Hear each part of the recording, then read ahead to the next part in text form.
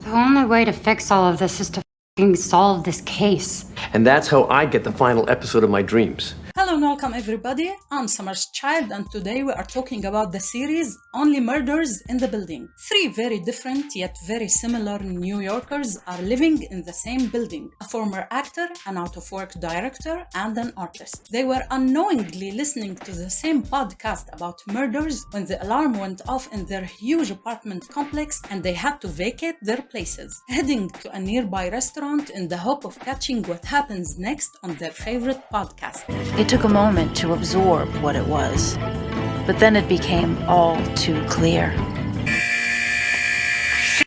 There was one table left and the three strangers had to share it. And thus Charles, Oliver and Mabel became friendly, discussing their passions and empty lives, trying to sound busy and fascinating, you know, like we all do. But when they returned to their building, they learned that a real murder took place on the 9th floor and they were intrigued to know more. I could get us to the freight elevator just to take a peek. They'll have cops posted online.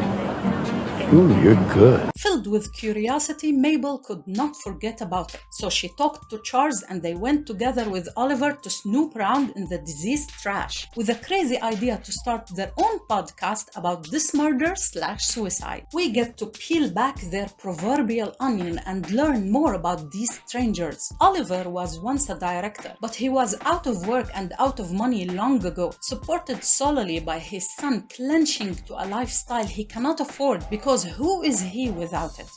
But I can't get any work, you know? I mean, it's been years now. You have to sell the apartment. I can't do that. It's all I have. It's who I am. Charles was one day a successful TV detective known as Brazos, but nowadays he would be lucky if he landed an audition to a silent role in the background. Being the son of an abusive husband, he chose to live alone, or so he claims. You were good. You're a good actor. I did a few pilots, but they didn't move forward. I don't think I test well. I could see that. Yeah, thank you. Wait, what? Mabel is trying the lone wolf style of living while remodeling her aunt's apartment after she had her own pack of friends calling themselves the Hardy Boys, solving made-up mysteries and living their best youth. So nothing was new for her when she and Charles broke into their neighbor's place for what they call evidence. We have our first clue, and we stole it from a neighbor. Yeah, I know. I was there. In a weird way, this very unfortunate case brought three strangers out of their chosen solitude into the warmth of friendship, and they found meaning in life, having something to think about and live for. So it is decided a podcast called Only Murders in the Building. I'm your host, Charles Hayden Savage. For right now. Everyone has secrets. That's what makes us interesting people to get to know. But when you discover that your new friends are lying to you about who they really are, well, that's a very special type of betrayal. So Mabel was a little salty towards Charles, whom she likes, for giving her a false backstory the other night. We should keep all our evidence in one place, so I should probably hang on to that engagement ring. Don't you trust me, Brazos? It's at my apartment. I'll give it to you later. In order to make their podcast better, they need more information about the dead guy, Tim Kuno. So they attend his memorial in the lobby and get to hear how nobody missed Tim. But a cat, which they all know and lost, was something to grieve over indeed.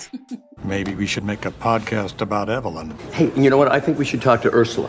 The Sea Witch? No, the building manager. Mabel was a little annoyed with Charles for lying to her, even though she's keeping a lot of important things about Tim to herself. I didn't cry that much when my mother died.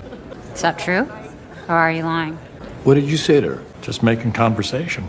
Not your thing.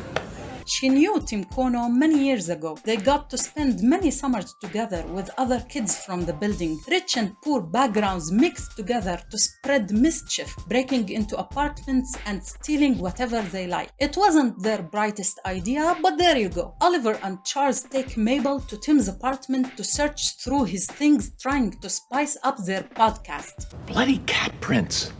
That dead cat. What was her name? Ethel? This doesn't make sense. Oh, no. A lot of people name their pets human names. Overwhelmed with so many memories and secrets, Mabel decided to face up to Charles about all his lies. That speech you gave me about your dad? I saw that bullshit on YouTube this morning. So lost here. Could someone please fill me in? Unless it's boring, and then don't. I can't tell if you're acting or not. Oh, believe me, when he's acting, you can tell. To make a good podcast, you need a lot of expensive equipment, and our resident director Oliver is absolutely broke. So he goes to an old friend and producer, Teddy, to ask for some. I'm doing a podcast. Let's grab a drink sometime. Oh, I would love that. When is good? When it doesn't cost me $32K. Whereas Mabel and Charles go to interview Howard, the Dead Cat's owner, and something they weren't expecting happened that really clears this guy for now. Are you okay? I have vasovagal syncope. I faint at the sight of blood. Probably keeps you from doing a lot of things, like being present for bloody murders. Having secured some money for their podcast after a lot of work, and by work I mean begging and sweet-talking their investor, Oliver released the first episode, annoying his two partners, of course. He went back home to find a written threat taped to his door and his dog poisoned. How we doing? Any audience? Found it. 4 listens so far. Any comments? Charles Hayden Savage is It's good. It's a good... The gang actually think that Rockstar Sting is the killer, if you can believe it. So they score a meeting with their favorite podcaster, Cinda Canning, to get her advice on how to rope Sting into their little dangerous game of who done it. But Charles was totally distracted upon meeting a musician who lives in the same huge building, and he was about to go out with her instead of his friends. Are you wearing cologne? Wait, are you going on a date? Really? This is so cool. I'm really glad you're doing this. Being alone in life is making you a little weird. Thank you. They go to Sting's apartment with a turkey and coffee first thing in the morning. Doesn't get any crazier than that, right? And they talk about the Tim Kono's death, implying that Sting had something to do with it. You think Tim's death is my fault? Well, you're right. The day before Tim's death, I screamed at him. You should kill yourself! And then he did. Wait, I'm sorry. So you think Tim was murdered? I know he was. What a relief! William, son of Oliver, being a vet, attended to his poisoned dog, nursing it back to health, and he shared with his dad and Charles a very juicy piece of information. That girl is bad news. Can you just say all that one more time? Proving once again that meeting your heroes isn't all what it seems to be. Cinda Canning, the podcast lady, decided to jump in on our hero stories and paint them as the only murderers in the building. Haven't I been telling you there's something off with Mabel? She's got those crazy killer eyes, like... Mabel is a sweet young woman who promised not to keep secrets. The suspicion of the murder falls on Mabel when Charles and Oliver accidentally see her driving away with the mysterious tie-dye guy, whom they know nothing about except he was in the building the night of the murder. Oliver insists that the twist of the story is so juicy, whereas Charles feels for Mabel like a daughter, so he's sure based on feelings alone that she cannot be it. It's tough to believe because you're a closed-off person and Mabel made you open up, trust people for the first time. Okay, I'm gonna try that again. That was very fake sounding. Finally, Mabel reaches her destination and the two old dudes can ask her all about it, since it meant so much to Charles. And they learn about Oscar, her friend who just got out of prison, and how Tim Kono was trying to take down a jewelry thief, which makes this case's twists tie up even more. Did you follow me? That is so messed up. No. What is messed up is that you lied to me and you lied to him. He's very wounded, Mabel. I'm made of stronger stuff, but he's... I'm sorry. Since she was close, Mabel goes back home and briefly tells the guys about what happened to her old friend who died and how Oscar got the blame for it. And they get to hear her mom regretting everything about that building due to what it did to her little daughter. You try watching your only child, so smart, so sure of herself, turn into a ghost from grief. Then see if you want to make a podcast about it. Charles likes Mabel enough to do what he thinks is best for her, whereas Oliver has a poisoned dog and a sponsor that he has to answer to. This is Mabel's life.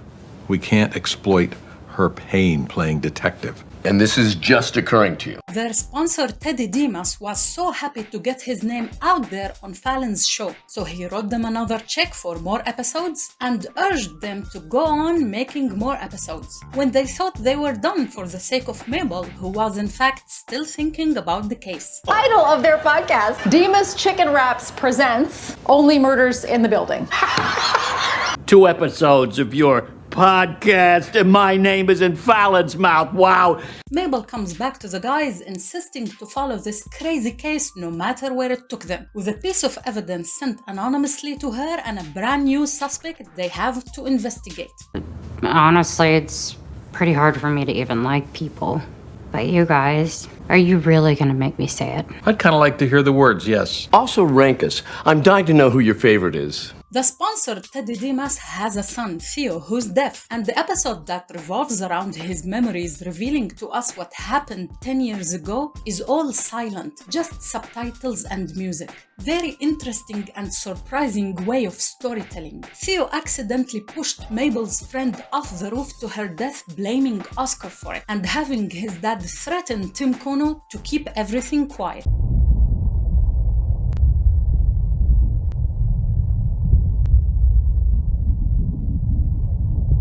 Because Mabel and Oliver have discovered many of his secrets, Theo did what any sensible adult might do and kidnapped both of them, texting his father about it, so Teddy comes to their rescue and demands To find a final episode of the show I so generously fund and hear that you are wrong.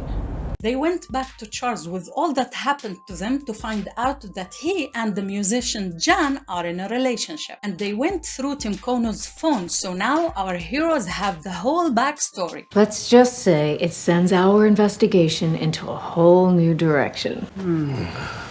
Being threatened and in danger, the gang goes to the police officer responsible for the case and asks for help, knowing that she sent them Tim Kono's phone, hoping they can help out with what she initially ruled out as suicide. Get the who, the how, the why. Get the what? Why would you say what? I never said what. There's no what. They work all night on their final episode, but unlike Teddy wanted, it was all to expose him and get him arrested for grave robbing and killing Tim Kono. Our heroes thought this was the end of everything, but when Charles tried to reach out to his mad girlfriend because she was asked to leave their brainstorming session, he found Jan!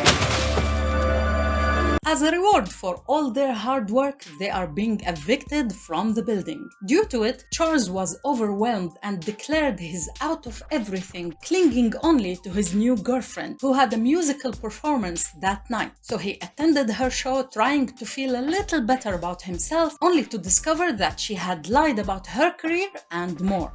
Can I get you some ice? Maybe we could have a drink? Maybe we could have 12 drinks? Come on in.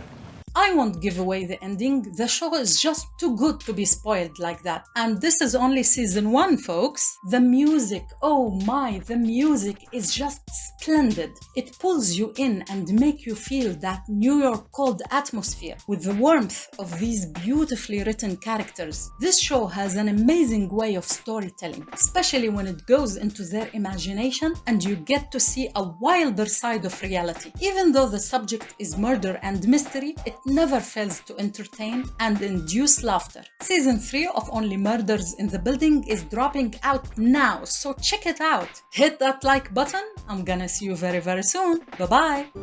We are all Tim Kono. That was amazing. I have nothing left to teach you. So I can finally add voiceover acting to my resume? Well, let's not get ahead of ourselves.